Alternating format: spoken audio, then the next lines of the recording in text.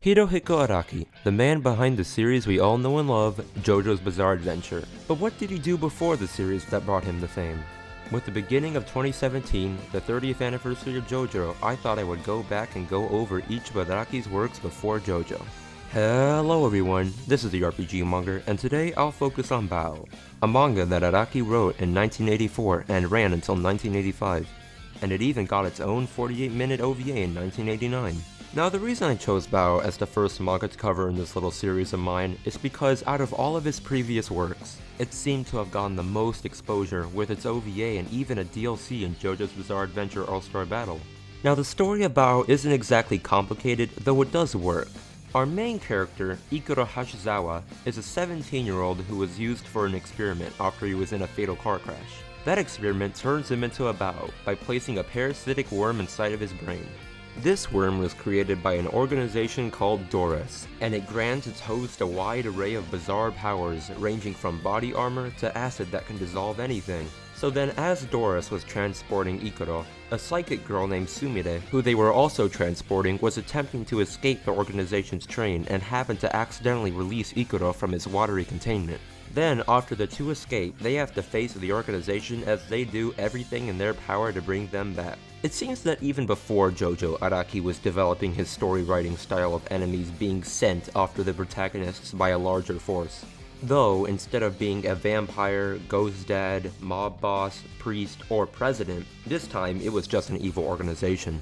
Also meanwhile reading Baoh, I noticed that Araki had already started developing his style of extremely violent scenes, like those of Jojo's Bizarre Adventure Parts 1, 2, and onward. You know the ones. Not to mention, it's really interesting, since Araki hasn't settled on an art style akin to Jojo just yet, and some scenes honestly look somewhat like Dragon Ball in a strange way. Though that isn't to say you can't see resemblances. Everyone still has huge ass eyebrows, so that never changes I guess. At least not until later Jojo parts. Honestly, Baoh truly did surpass my expectations on whether it would be good or not, with fights that are actually pretty unique and interesting. Something I enjoyed was the character development of Ikuro, both emotional and physical, as he regained his memories and became more united and stronger with his parasite. Oh, and Araki did something I didn't really expect that he'd do in this manga, and I'm half glad that he doesn't still do it. He made a semi-useless comedy relief character. Now don't get me wrong, comedy relief characters can be done really well, but when they serve no purpose to the overarching story and practically don't do anything at all, except for maybe be fuel for later merchandise, I don't really get the point of them. Araki did this in Baoh with Sumire's pet, Natsuo, a mutated marsupial that Doris created. Natsuo honestly does absolutely nothing but sit on Sumire's shoulder and eat cockroaches. I guess I may be nitpicking at this point. Honestly, it doesn't take away from the story. Though enough on that, now onto the OVA adaptation of Baoh. Baoh's OVA adaptation is an interesting watch, though I recommend you watch it only after you finish reading the manga. Because like other OVAs, it skips a lot of Baoh's best attributes in favor of fitting it all into 48 minutes. That isn't to say the OVA is terrible though, it still is interesting to see characters and fights animated. Though many attributes are different, and watching Ikuro take down assassins one by one animated is honestly quite satisfying. All the voice work done on it is fine, though it does have a dub, and I'd be interested to see whether it was good or not. The animation isn't bad either, it's your typical old OVA in that aspect.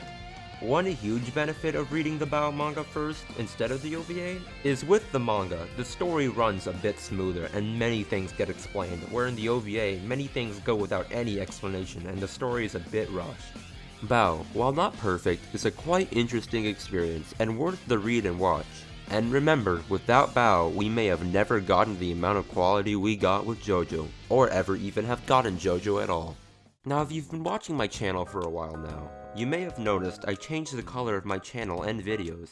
That's because it's a new year, so I thought I should give everything a new color. If you like these kinds of videos and want to see more of it, do subscribe and tell me what you think. Should I do more of this series covering manga Araki did prior to Jojo? You tell me. That being said, today's cool thing of the day is To Be Hero, an extremely underrated anime from last year that you should totally give a watch. I haven't had an anime make me laugh that much in a good while. So anyways, I'm the RPG Monger, and don't forget that each and every one of you are fantastic.